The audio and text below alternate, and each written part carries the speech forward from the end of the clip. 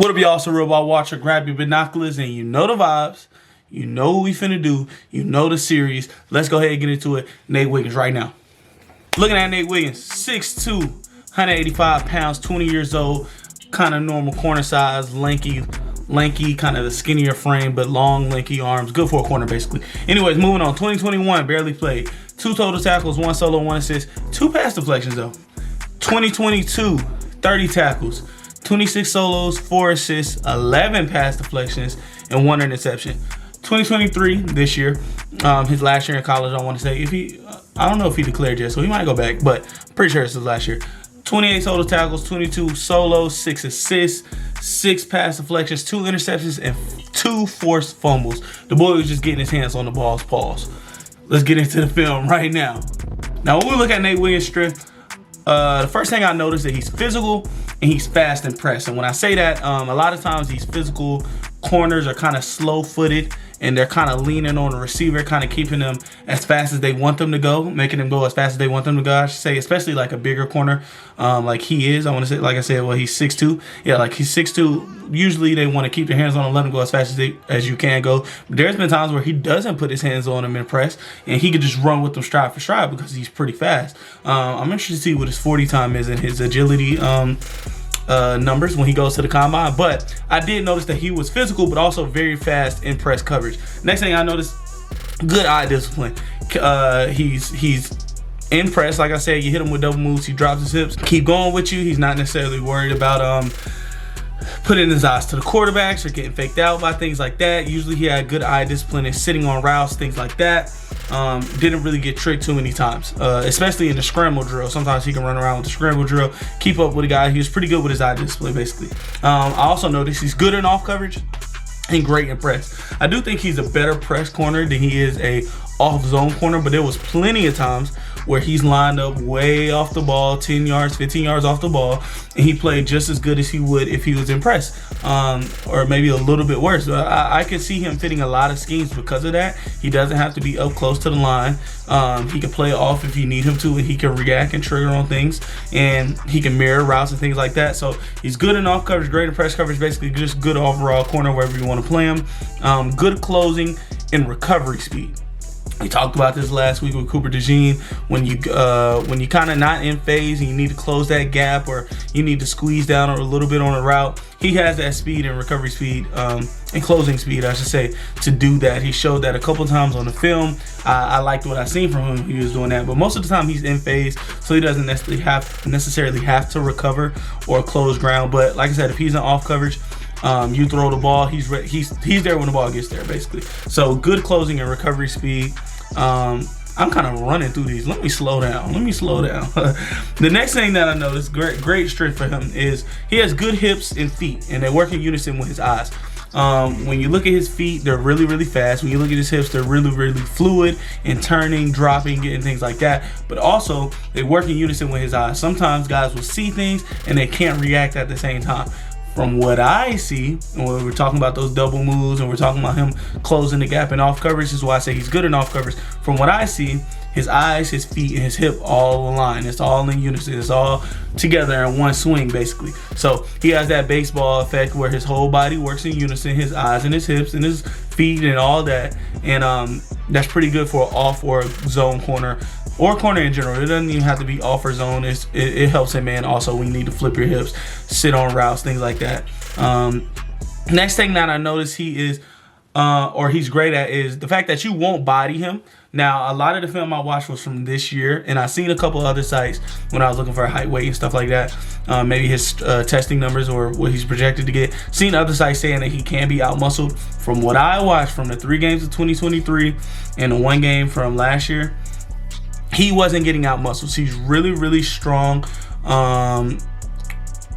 with his hands on the wide receiver. He's really strong with his hands on the wide receiver and kind of staying in phase and moving him where he needs to go if he needs to do that. And I didn't really see, I watched him against FSU twice. I didn't see him getting out-bodied by either receiver, whether it's Keon Coleman or it's whatever the other guy is. I can't remember, Johnny, whatever. I didn't see him getting out-muscled. I didn't see him getting out-muscled by Tez Tez Walker, that's the one that plays for, yeah, Tez Johnson's in Oregon. So Tez Walker, I didn't see him get out muscle by Tez, even though he's not necessarily a huge muscle guy, things like that. But I've seen him guarding some tight ends and some close sets and things like that. He didn't get out muscled at the goal line by anybody, basically. So I like what I see from him in that, what do you call it, area of things. He's a pretty stout, strong guy. Also, strong hands at the catch point and to get past deflections. And like I said, I seen him when he was guarding Keon Coleman, both Florida State receivers. When they throw it up to him in a, what should I say, contested catch scenario, he has pretty strong hands where he can punch that ball out if it hits your hands already. Or if it isn't a contested catch scenario, he's going to be able to punch that ball out, knock that ball out. Some guys will hit the ball, the receiver holds onto it, things like that, or they'll get banged on in the contested catch. But from what I've seen, especially in those 2 Florida State games, he's really strong with his hands and really strong at the catch point to knock the ball out, things like that. The next thing that I noticed, coming up on the last 2 good points for him, he's good. He has good range in zone, I should say. He is a good range in zone. When I say that, I'm particularly talking about the playing in off coverage, coming back down to the ball if he needs to. But he had a snap in cover 2 where he's guarding the flat. It was great. Great cover 2, by the way. He's guarding the flat. He passes it off to the safety, comes close to the flat, sees the ball is about to be released, gets out of his break into a corner route that's about 20 yards downfield and was able to break up the pass. So he has good range in zone. So he's not just a man cover or a cover 3 type of corner. He can play in different zones if you need him to, in different various zones if you need him to. And the last thing that I have to say, and like I want to preface this before, like I said last video, they said this with what's the guy from Oregon last year? That was my corner number 1. I can't remember his name. But that mentality thing, he's quiet or he's not that doesn't necessarily knock a guy for me or drop him in grade, or maybe he isn't going to be good. But I will say he has that alpha cornerback mentality, that number 1 guy on your team locked down this side of the field mentality, where he's getting up, he's getting in guys' faces, he's doing all the antics, he's doing the seat belt or put him in the box, all that JC Horn, the guys like that do, Sauce do. He has that alpha mentality for a number 1 corner that'll lock down one side of the field. So I did like seeing that whenever, especially for a guy that's going to be in so much man and press, because you'll get beat sometimes, and if you're going to have to come back down and press that star receiver again, you got to forget about that next play and know that you're that guy also. So I like seeing that from him, and that's all the strengths that I really have for him and all the good points that I really had. Hopefully I didn't fly through him too quick. I felt like I was, but really good corner, really good man corner in my opinion. But let's go ahead and get to the stuff that's not really his game. Let's go ahead and hop into it. Very handy, and he probably will get flagged in the next level. Okay, so let me preface this. Very handy. It's okay to be handsy as a corner. That was one thing I liked about JC Horn. When he came out, he was very handsy. But there are times, a lot of times actually, that he got away with getting his hands on too early when a receiver is going for a pass or while throughout the route.